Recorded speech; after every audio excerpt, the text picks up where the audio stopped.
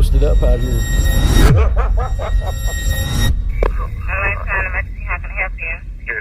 Yes, I have two cops chasing me. They on the dirty side. I have two undercover police officers chasing me. One of them name is Detective. Okay, sir. Are they chasing you now? Yes, I just jumped out the car with them. See, I'm working with them. Okay, are you wanted? Huh? Are you wanted, sir? No, ma'am, I'm not wanted at all. You okay, so you call the police so the police are chasing you? Yeah, listen to me. You know, I just got to say it, get it all out for self-help. You know, okay, sir, hold on. I can see you in the office, sir. What's your location? There's nothing I can do. I can't tell you that. I can't tell you that. Okay, sir. This the police. We send officers out when you dial 911. Okay. So you want to talk to someone at the precinct? I'm waiting on I'm on North Avenue. I'm waiting on ATL to come pick me up. You waiting for ATL? Yeah. They knew I was in the car with them. I don't know who on whose side, man. They playing dirty. I don't know. They killing happened yesterday. That was on the news. Yeah, they involved me in there. I had nothing to do with it. So they keep talking in code saying they had to take me down there. And then once I told them ATL was on the way to pick me up, they hurried up and pulled out with me. They got a phone call saying we were about to find out in a minute. So when we got by the voices, I just jumped out the car. So they around here looking for me right now. I'm looking at them. Okay, the most I can do is send a police officer to come pick you up, sir. I don't know what else you think I can do. All right, cool. So you want an officer to come get you? Yeah. Okay, where you gonna be at? I'm gonna be at the BP on North Avenue. North Avenue and where? At Spring Street, right about front of Boston. You said North Avenue and Spring at the BP? Yes. They two working. Yeah, they two undercover cops. Okay, give me a description of what you're gonna have on. I'm on. They got on blue jean pants, black shirt. Blue jean pants, you're a black male, white male? Black male. I'm right. You're gonna have on a black shirt? Yeah, I'm right at the KFC. Right on. I thought you were gonna be at the BP station. No, I'm walking to the KFC now. Okay, so you're gonna be at the KFC. Yeah, on North Avenue and Spring Street. Okay, what's your name? My name is Alexis A. White. Alexis?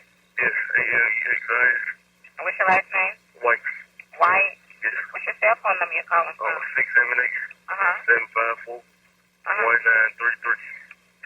You said undercover cop had picked you up? Yeah. They came and picked me up. They asked me about their killing yesterday, but they trying to play it off. So ATL told me don't get in the car with them. By that time, man, I was already in the car with them. And then, you know what I'm saying, when I tried to talk to them in code to tell them where I was, they had me by the tail. They hurried up and pulled off. So we coming down north side. I jumped out the car real quick. You know what I'm saying? Okay. All right, I'm gonna have someone out there for to help you. Okay? Yeah. Send a lot of KFC. There's a lot of dirty shit. I understand, but stay at the KFC, okay? All right, thank you. Katherine Johnston was doing pretty well until the night the police showed up. Ever since her sister died, Johnston, 92, had lived alone in a rough part of Atlanta called The Bluff. A niece checked in often. One of the gifts she left was a pistol so that her aunt might protect herself. The modest house had burglar bars on the windows and doors. There had been break-ins nearby. 8 officers approached the house and they didn't knock.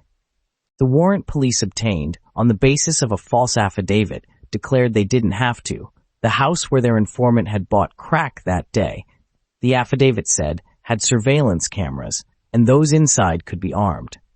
Because they couldn't kick down the security gate, 2 officers set upon it with a pry bar and a battering ram in the dark around 7 p.m. on November 21st, 2006. Burglars, Johnston probably thought, or worse. An elderly neighbor had recently been raped. No doubt she was terrified. That is why, as the cops got closer and closer, she found her gun. And why, as the door was opening, she fired 1 shot. It didn't hit anyone, but it provoked a hail of return fire. 39 shots, 5 or 6 of which hit her, and some of which struck other policemen. By the time the officers burst inside, Katherine Johnston lay in a pool of blood. Waiting outside in the back of a police van was the small-time dealer who told the police there were drugs in the house. He did so under pressure. Earlier in the day, 3 members of the narcotics team, working on their monthly quota of busts, rousted him from his spot in front of a store. "Tell us where we can find some weight," they said, "or you're going to jail." The dealer climbed into a car with them and a few blocks away, to save his own skin, pointed out Katherine Johnston's house. It stood out from the others on the block because it had a wheelchair ramp in front. How did the dealer feel as he watched the home invasion, heard the fusillade of shots? And, inside the house, how long did it take for the police to realize their grave error and for some of them to decide to handcuff a fatally wounded woman and plant drugs in order to cover it up? Alex White was at his mother's house several miles away that evening. She called him downstairs when she heard the news on TV, using a nickname from his childhood. It was the way he first pronounced his own name. "Hello. A bunch of police got shot. Come and see." White went in the living room and sat next to her. The reporter said the shootings had taken place on Neal Street. White knew it was in the Bluff, where he bought and sold drugs. Earlier that evening, in fact, the Atlanta Narcotics Police, for whom he worked as a CI, or confidential informant, a snitch, asked him to go to the Bluff and buy drugs. His car was in the shop, so he had to say no. His mother knew none of this. Upstairs at his mother's house, he had already received a call from J.R. Smith, one of the officers from the unit. Smith sounded tense. "Hey, you gotta help us out with something," White told me, Smith said. Smith did not respond to a request for an interview. White said sure. He tried to be helpful to the police, do what they asked. Willingness was one reason he was their most trusted informant for 4 years running. If White could help cover for them, Smith said, there would be good money in it for him. "You made a buy today for us," Smith explained. 2 $25 baggies of crack. "I did," White asked. It took him a moment to register. "Okay, who did I buy it from?" "Dude named Sam." Smith described the imaginary seller, told how Sam had taken his money, then walked White to the back of the house and handed him the drugs, as Smith and a fellow officer, Arthur Tesler, watched from a car across the street. "Okay," White said. "Where?" Smith said 933 Neal Street. "I'll call you later." Now in the living room, the TV reporter was saying how a 92-year-old woman had died in the incident, and people were suggesting that the police had shot her. 2 and 2 came together in White's mind. They did it, he suddenly knew. They messed up. They killed that old lady. Now his heart pounded as the implications became clear. And they want me to cover for them. White had lived near the Bluff, a neighborhood of Atlanta infamous for drugs and crime, for a year or so. Its residents are almost all black and poor. There are no row houses here, nor high-rises. The housing stock is seldom more than 2 stories tall. Streets of small, well-kept houses alternate with streets full of junk-strewn, overgrown lots, abandoned houses and apartment buildings with broken windows and dirt instead of lawns. There is little that says money and much that says despair. Semi-abandoned commercial strips with hand-painted signs, bodegas with few products and fortified cashier booths, pit bulls on chains, groups of men hanging out on corners and behind car washes and outside probation centers, drinking beer or selling drugs. Police cars, often with lights flashing, are ubiquitous, but I never saw a police officer on foot. A stark contrast are the nearby enclaves belonging to prosperous black colleges like Spelman, Morehouse, Clark Atlanta University, and Morris Brown College. Their grounds immaculate, and to the local poor, effectively off-limits. White, who is 30, is a big man, almost 6 feet tall, about 235 pounds, with a mustache, an easy smile, and a gold incisor. Girlfriends have noticed a resemblance to the rapper Nelly. Inwardly suspicious, he is outwardly gregarious, charismatic, and upbeat. He will happily shake your hand and immediately start in with what's on his mind, looking away while speaking in the manner of an NFL coach on the field who doesn't want the camera to see what he's saying. It's confidential. Often his ideas have to do with making money. White is a natural-born hustler. Native to the Atlanta metro area, he grew up partly in Decatur, just to the east, and partly in what was the sprawling Bankhead Courts housing project, a 20-minute drive west from the Bluff. Drugs, police, and the questions of loyalty that arise when the two cross paths have been part of his social landscape since he was a child. One of his earliest memories is from age 9. One day there's an old-school dealer, about 40, named E.T., selling crack, White told me in one of our many conversations over the last 15 months. He kept his stash in a purple cup from Kentucky Fried Chicken.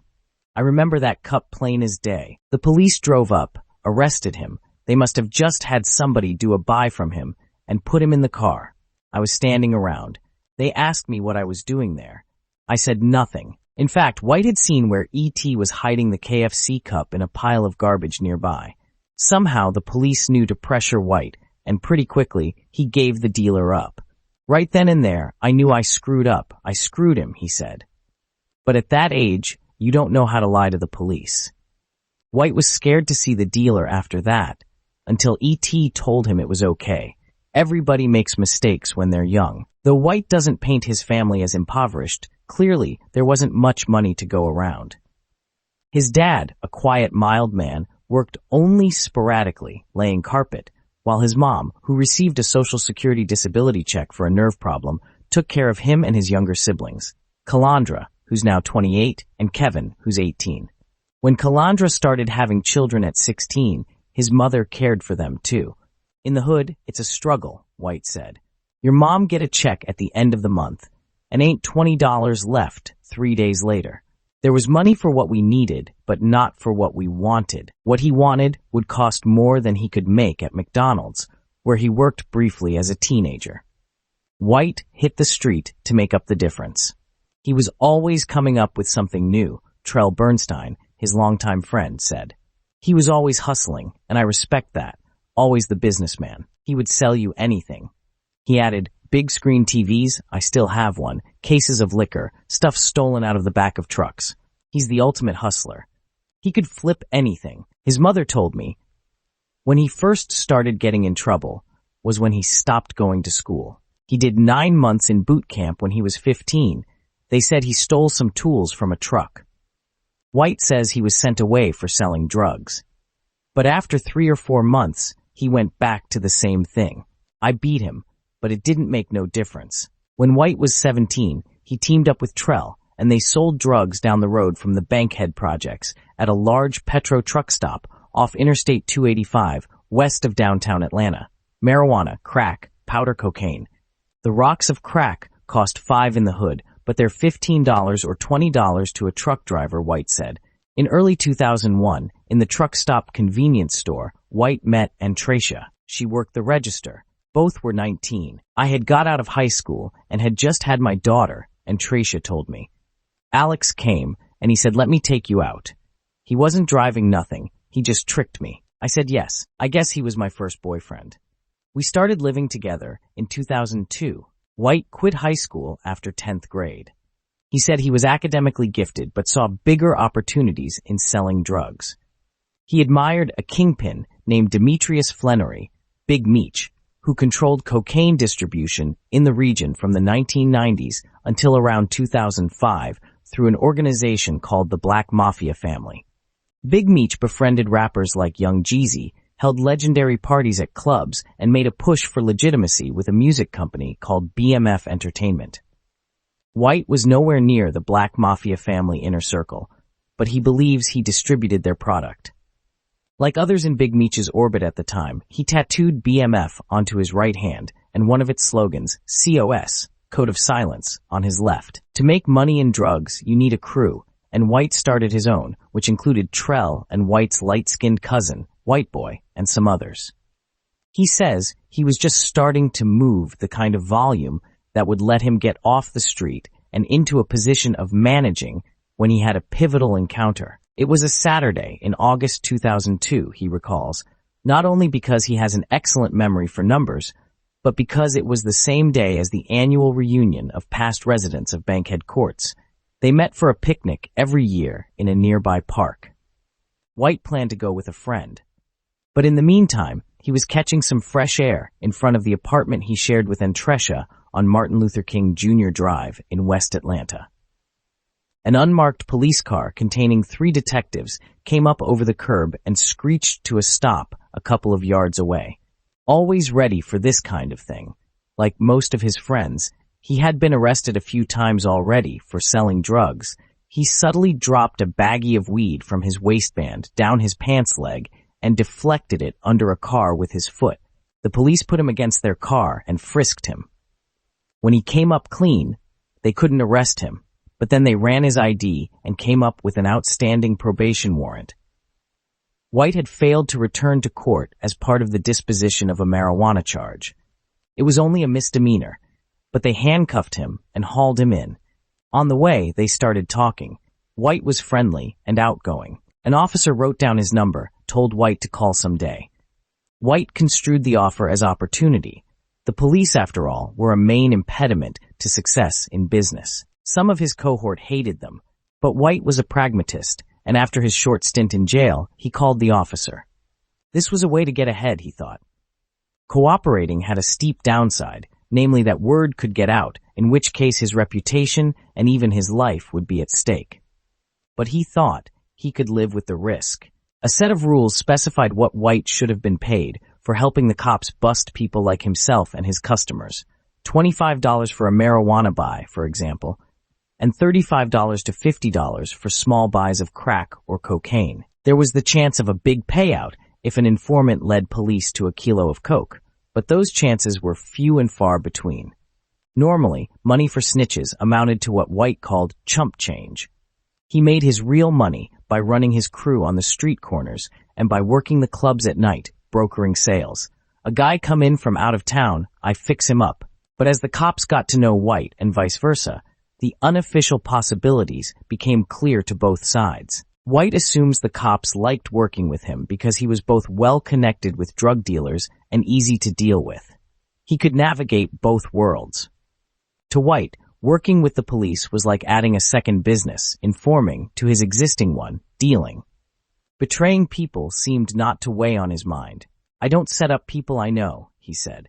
I only set up nobodies. Image. Alex White had the initials of the drug ring Black Mafia family tattooed on his hand. Credit, Eugene. Richards, for the New York Times. His dream job would have been to be a real somebody, a top lieutenant of Big Meech, or even Big Meech himself. But I wasn't plugged in like that, White said, and so the police offered an alternative career path, albeit a less glamorous one. According to White, the police pocketed some of the money they confiscated during drug busts and sometimes shared it with him. White soon was earning more than he ever had. Sums approaching $40,000 a year, he guesses, though he says he never really had time to count. He just knew there was plenty to go around. He bought Ennis jeans and Nike Air Force One sneakers for himself, wristwatches for his friends and crew, and gold hoops and diamond necklaces for girlfriends. But the real money went to his mother and to Antricia, his first love and on-again, off-again girlfriend of many years. But Antricia was no dependent. From truck stop cashier, she became a hairstylist. She loved White, but she never thought of giving up her career. She liked knowing when she would be paid and knew that children needed constancy. Antricia has long, straightened hair, wears contact lenses a light shade of hazel, and is curvaceous. She doesn't like to sit around. There's not one day I'm not doing something. I'm always on the go, she said. She's often working or trying to keep White in line. Half seriously, she told me, God put the woman on earth to nurture and guide the man. Their occasional fights, in her view, stem from the way that we both like to be the best dressed, the center of attention. We both want to be right. Knowing that White's life was exciting but risk-filled, I once asked her if she ever tried to get him to pursue honest work, a regular job. Yes, she said, she had. I've thought about that many times. But he's too hoodish. With every new tattoo on his face, neck, hands, or forearms, White proclaimed his gangster in a way that would make mainstream employment that much harder. In any event, working with the police, an arrangement Antricia was privy to, was bringing White success beyond either of their expectations. With a steady job, high income, and apparent immunity from arrest, he was doing very well. According to White, some of the officers he worked with were particularly tough. Unlike the uniformed police of the Red Dog Unit, the name has come to stand for run every drug dealer out of Georgia. White's handlers were plainclothes and were free to roam the entire city in search of bigger fish. They ruled by intimidation and enjoyed manhandling those they ran up against on the street, White said. He saw them beat people and said that he was roughed up himself more than once when, in order to protect his identity, they said, the cops arrested him and slapped him around, right along with all the real suspects. The leader of the team of officers that he worked with most often, Greg Junior, pronounced Junior, apparently set the tone. White said suspects would sometimes make the mistake of talking trash once handcuffed. Junior would then slam them against a car or grab them on both sides of the mouth, supposedly to keep them from swallowing drugs. White remembers the time another officer he worked with had a suspect handcuffed and on his stomach. When the suspect began insulting him, White said the policeman kicked him in the mouth, which made even his fellow officers flinch. One day Junior come into my apartment, White told me, started throwing stuff around. He say, "Where's the money?" He knew I'd made some that week. He going through my dresser.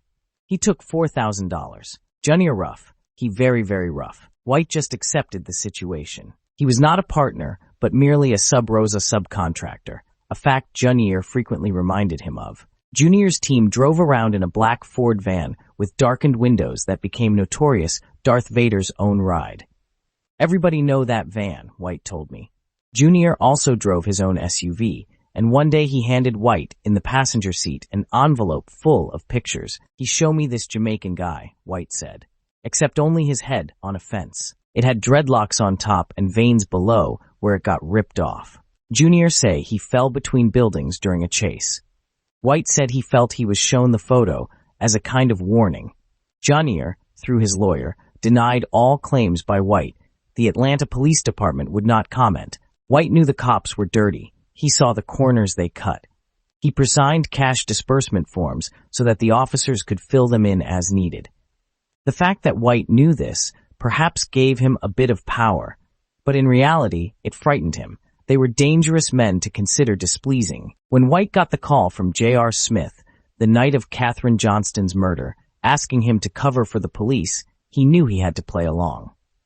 But he also knew he was vulnerable. The police would spin the events whatever way helped them the most. To protect himself, he started taking notes. He wrote down the time Smith called and the number he called from. One of White's slogans was, "I may play dumb, but I ain't never been a fool." His phone began to ring in earnest. Junior, it turned out, was in the hospital, slightly wounded in the face and leg. Not by Katherine Johnston, it would eventually be revealed, but by bullets fired by other police officers. Friends called, jubilant. They had seen the notorious cop's picture on TV and were delighted by his misfortune. Junior was widely hated by drug dealers. White was not sad about that side of it. Junior had it coming. But White could see, though not admit to his friends, who were unaware of his sideline, that if his handlers got taken down, this could be bad for him financially. And it would be bad for him in every way if they dragged him down with them. As a low-rent secret agent of sorts, White couldn't talk to many people about his situation. But there were a couple, and Tricia and an uncle. White also knew some federal law enforcement agents. His reputation as a reliable informant had spread within the law enforcement community, and he says he worked with the Atlanta office of the Federal Bureau of Alcohol, Tobacco, and Firearms, ATF, on several busts of illegal gun dealers, while fully wired and monitored by vehicles outside the meeting place. By the book, in other words. The ATF would not comment. White says he was also used by the Secret Service on a counterfeiting case.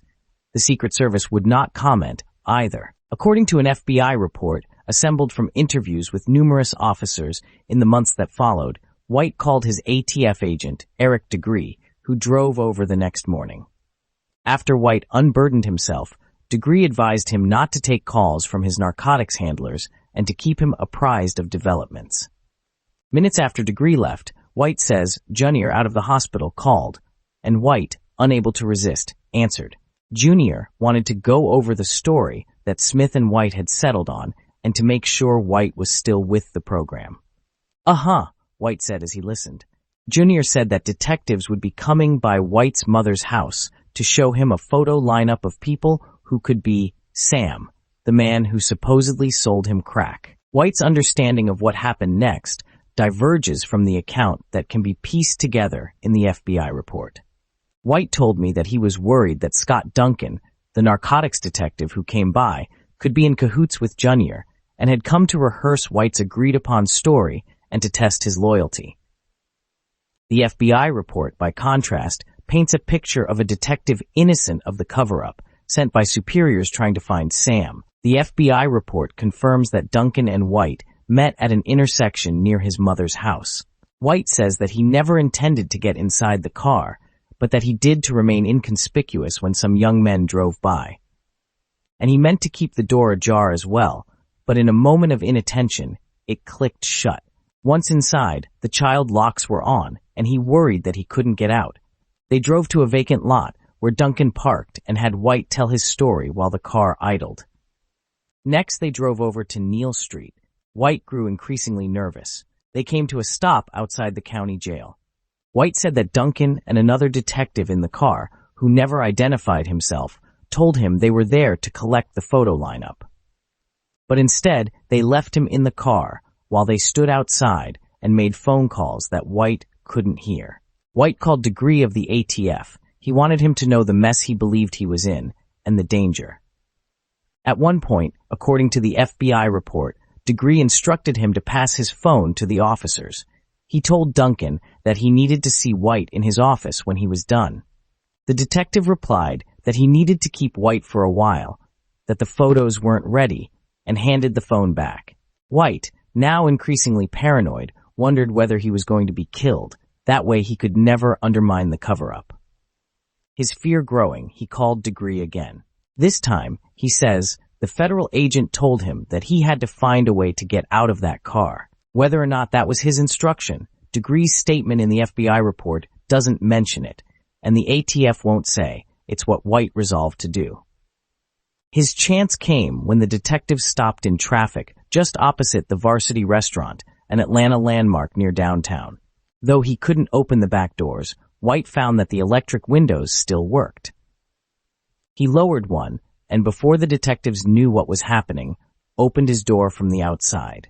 He escaped from the car, dashed across the street, and ran inside the Varsity. The police, leaving their car in the middle of the road, jumped out in pursuit. White exited the restaurant through a different door, recrossed the street, and did what any frightened citizen might do. He dialed 911.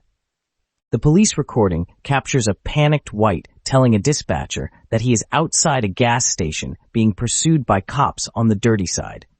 She responds, "So you're calling the police, and the police are chasing you." White next called Degree again, and he and another ATF agent responded in minutes.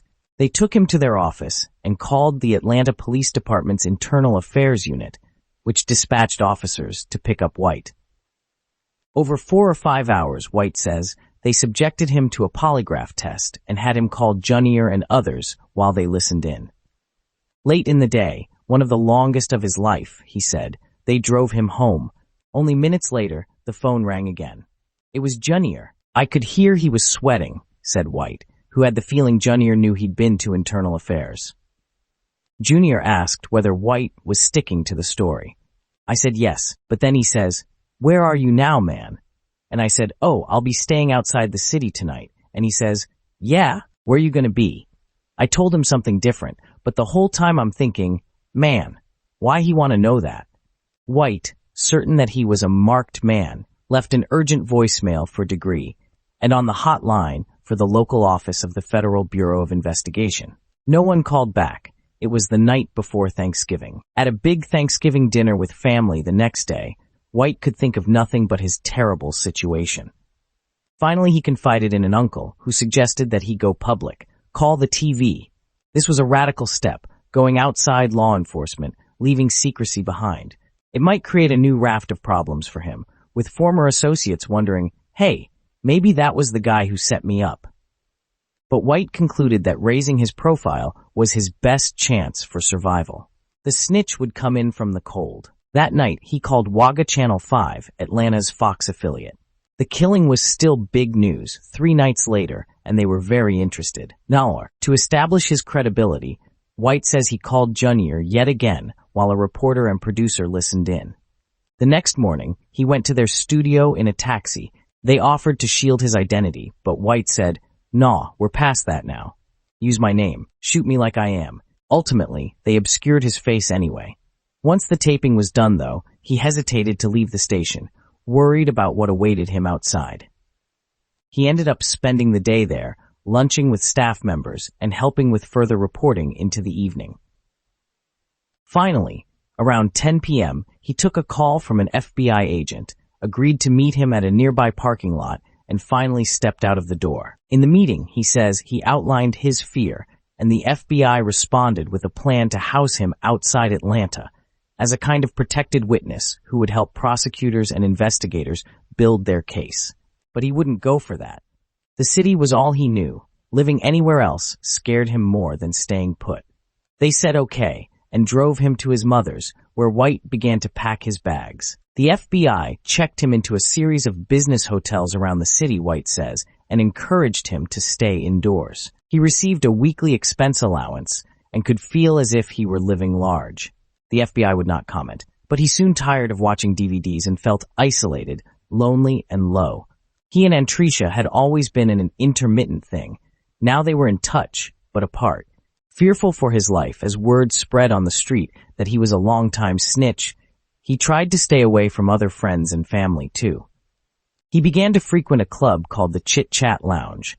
He met a woman there named Zernona. It speaks to his unmooring that he abruptly married her. Image, a mural of Katherine Johnston, was painted on a boarded-up window of the home where she was killed. Credit, Eugene Richards for the New York Times. Meanwhile, his semi-celebrity grew. In January 2007, newspapers were still telling the story of White's role in turning in the cops. Thinking he might have a legal case against the city, White had found a civil rights lawyer, Fen Little, who filed a suit seeking damages for, among other things, his confinement in the detective's car the day after the shooting. Little helped White embrace a narrative for what had transpired. His client was a hero for turning in crooked cops. The lawyer knew that the suit was a long shot, and indeed it went nowhere. But the hero idea endured with White. It offered clarity about his actions. The story was given a boost by the Rev. Markle Hutchins, an activist preacher and media advisor to the family of Katherine Johnston. Hutchins, aiming to get national exposure for the family's wrongful death claim against the city of Atlanta, pushed for Congress to take up the issue of the overuse of informants. When John Conyers Jr., a Michigan congressman who was chairman of the House Judiciary Committee, announced in May that the committee would hold hearings on the matter, White was at his side. White said, "I came to Washington to make sure this never happens again," and the headline in the Atlanta Journal-Constitution read, "Informant warns of police abuses." To get to Washington, White flew in an airplane for the first time in his life. He returned in July for the hearings. He wore a suit and tie bought for him by Little. White didn't testify, but he sat behind Hutchins as he argued for shedding some light on a process that often took place in judges' chambers, where the police presented information collected by informants. But the hearing was the peak for White. Beyond lay a steep decline. Soon after his Washington trips, important people lost interest in talking to him. In November, a year after the crime, a reporter from the Journal-Constitution tracked him down, just as he feared that those he'd ratted out might do. He had sown his city with personal landmines. If it seems odd that a person in hiding would talk to the press, it was consistent both with White's desire to remain relevant and with his conclusion that notoriety was more likely to protect than imperil him. "I've got to worry about the cops," he told the paper. "I have to worry about the people on the streets who sell drugs. It's unreal thinking you're going to die, wondering if you're going to get framed. I wonder, is my phone tapped? Are they following me? You know how easy it is to be set up when I'm by myself. That's playing with my mind." He said he felt proud that he turned in the corrupt police officers so that justice could be done. But he said he often wished he had never spoken out. He wanted to drift off, he said. He wanted to disappear. He told me later that he was sleeping with a knife by my bed because I can't have a gun anymore, because his FBI handlers wouldn't like it. And selling drugs in the future is going to be hard, because the kingpins ain't going to want to sell to me. Meanwhile, investigators and prosecutors were working on their case against the cops with White's help. Junior and Smith pleaded guilty in state court to voluntary manslaughter and other charges, and in federal court to a civil rights conspiracy violation that resulted in the death of Katherine Johnston. Tesler, the only one to face trial, was convicted of making false statements in state court. The conviction was overturned, and he pleaded guilty to the federal charge against him. Junior, the first to take a deal with prosecutors, received a federal sentence of 6 years. Smith, who was deemed the most culpable, received 10, Tesler 5. A civil rights leader, the Reverend James Butler, told me it was the first time that white police officers had ever been sent to prison in connection with the death of a black person in Georgia. Though I could not confirm that statement, Atlanta's new police chief, George N. Turner, told me, "I've been here all my life, been policing almost 31 years, and I cannot recall another case where a white law enforcement officer has gone to jail for violating any rights of a citizen." Late in the summer of 2007, after going to Washington, and after about 8 months of living in hotels, 2 things happened. One was that White left Zernona and rekindled his romance with Antracia, who is now living with her 2 children and styling hair in Douglasville, a conservative suburb just outside the Atlanta city limits. The other was that the FBI stopped supporting him, he says. He says he didn't know why, and the FBI won't comment, but acquaintances have said he was using his government money to stake himself to a fresh start selling dope. White admits that he was selling marijuana at the time. At one point, a guy he met at a regular Friday poker game at TGI Fridays in Douglas County was pestering him to sell him some pot. White smelled a rat, but for reasons he has a hard time explaining, decided to play with him. He appeared to believe that, as a rat extraordinaire, he could recognize a trap and stay out of it. Over days and weeks, they danced back and forth, until eventually, White sold the man a couple of ounces of marijuana. The transaction was secretly recorded. Douglas County has some of the toughest drug enforcement in Georgia. White could scarcely have picked a worse place to get caught. When he was brought to the station, the Douglasville police taped an interview between a lieutenant and White. On the tape, toward the end of the interview, friendly but with a note of desperation in his voice, White asks, "There is nothing I can do."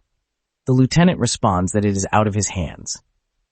2 years after the death of Katherine Johnston, White, snared by an informer like himself, began a sentence of up to 8 years in state prison. Prison is a bad place for dirty cops and police informants. They are at risk from other prisoners. Even somebody with no personal grudge can enjoy the status that comes from offing a snitch.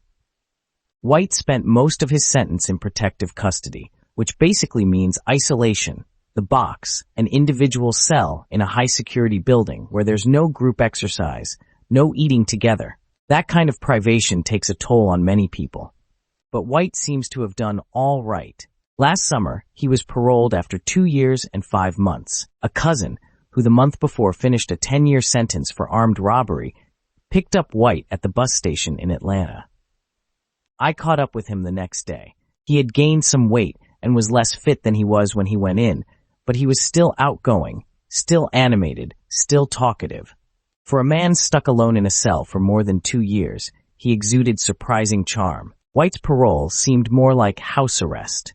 He would live at his Aunt Ree's, where he had to be in every night by 9 for the next 5 years, unless he found a job, in which case the curfew could extend to midnight. But legitimate jobs are hard to find when you are an ex-con. He was finished as a snitch, and further drug dealing on any scale was at this point impractical. If he were caught, he would face considerable time. The first weekend he was back from prison, his family gave a big party at Ree's, a barbecue. People prepared for it over at least 2 days. White's mother made potato salad and beans and readied ribs for grilling. Ree looked after the chicken. Others took care of the corn on the cob and refreshments. Nearly 100 people of all ages passed through the family's house and yard before it was over. Antracia, whom he married before his sentence began, so I wouldn't lose her, couldn't attend, but his ex-wife Zernona did. Initially nervous when he saw me talking to her, White relaxed as the night went by. I asked Zernona what his best quality was. His sweetness, she said. And his worst? Too nice. I thought seeing so many people after so much time in isolation would overwhelm White, but he seemed energized. Only 2 parts of the evening seemed difficult for him. One was when some young men he knew arrived in a tricked-out Dodge Charger with custom wheels and paint. They were dressed in upscale hip-hop fashions, gleaming white sneakers, baggy jeans, designer sweaters and name-brand baseball caps, necklaces, and rings. "Oh, man!" exclaimed White as they greeted him, His wardrobe had been only slightly upgraded in the past 4 days, and he was still borrowing his younger brother's cell phone. White looked at the car and the clothes. Light on their feet, they smiled and laughed.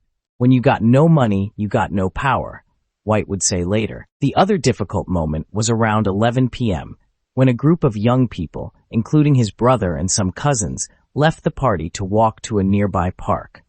White desperately wanted to go, but his parole required him to stay at home. I watched White watch them walk away into the dark, trembling with excitement but restrained, as though behind an invisible electric fence, longing to advance but mindful of the consequences. "I'm still hiding. I'm still not doing the things I used to do," he said. Not living life on the street, he meant. Not hustling and not hanging out.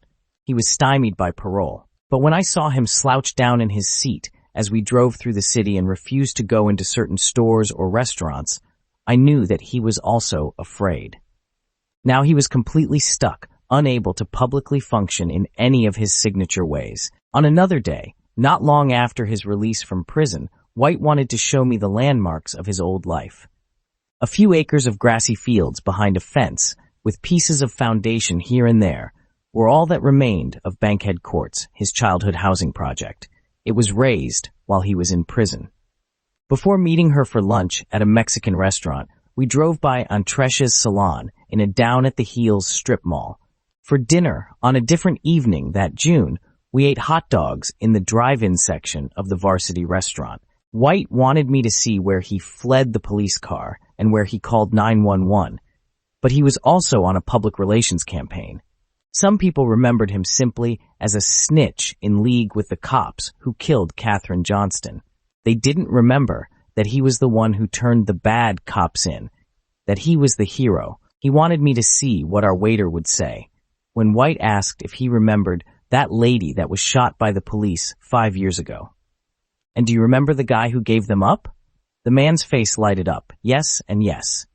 White introduced himself, pleased. The problem with the hero claim was that, in some people's minds, White's turning against the cops may have just been a way to avoid being charged as an accessory to the killing if the cops had been caught. He did the right thing, but it could also be viewed as the self-interested thing. It was hard to know. You could not be a snitch without having what could be called a flexible moral view. Indisputably, he had done some good. The narcotics unit of the Atlanta Police Department was dismantled and rebuilt. A citizens' review board was established to oversee the police. In Washington, White helped to raise awareness of the perils of law enforcement's heavy reliance on informants and on the need for scrupulous oversight.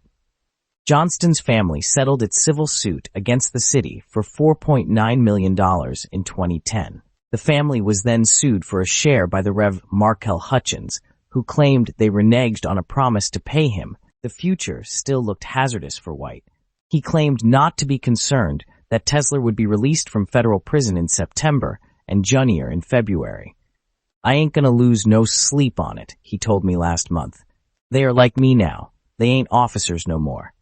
They ain't gonna take no chances." More pressing, on a daily basis, was simply the challenge of managing the remaining 4.5 years of his parole.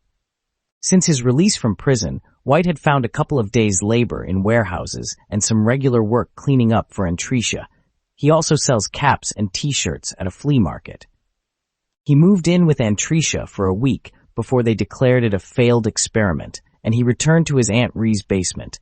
Nevertheless, they remained close, and she still liked using his last name. In his gloomier moments, he said things like, "There ain't much to do, but stay out of the way. Sometimes I feel like I'm still in prison."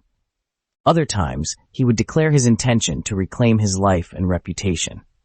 He added a defiant signature to his texts, "Refused to be forgotten." Our last stop as dusk fell that same June night was 933 Neal Street. Katherine Johnston's house has achieved the status of an urban shrine. It is boarded up and abandoned, but nevertheless looks well cared for. Stuffed animals and plastic flowers adorn the yard of what used to be just the home of one old lady. We parked in front. The wheelchair ramp was still there. White pointed out the mural painted on the plywood over the front window. There was Johnston's kind face. She is life-size in the painting, wearing a blue dress and glasses, smiling as she gazes out the window onto the street. The room the artist imagined looks cozy, with an orange rug, slippers peeking out from under the bed, and a portrait of a man wearing a shirt and tie on the wall. It's easy to picture Johnston looking out her window at life on Neal Street on the day the devil arrived at her front door. Uneasy and self-conscious about his just-out-of-prison clothes, t-shirt, khakis, cheap sneakers, and Tricia hadn't taken him shopping yet. White wasn't sure if we should get out of the car. We looked out at a handmade sign affixed to the wheelchair ramp, Miss Catherine Johnston's last hour, by Bullet Shower Howls as our city cowers with sour weed and seed. For loose cannon police greed firepower. 3 middle-aged women sat in lawn chairs on the driveway next door. White suggested I hang back, then greeted them and introduced himself. I could hear, as he started explaining, he wanted them to know who he was, wanted to make sure they understood he was the one who implicated the police in the killing. White waved me over and introduced me. One of the women, Connie Jones, reassured him. "You ain't did nothing wrong," she said. "You told on the police." She turned to her friends and said, "It could have been any one of us." They nodded. White made sure I was writing this down. This was how the world would know that, after doing some wrong things, the hero had done the right thing.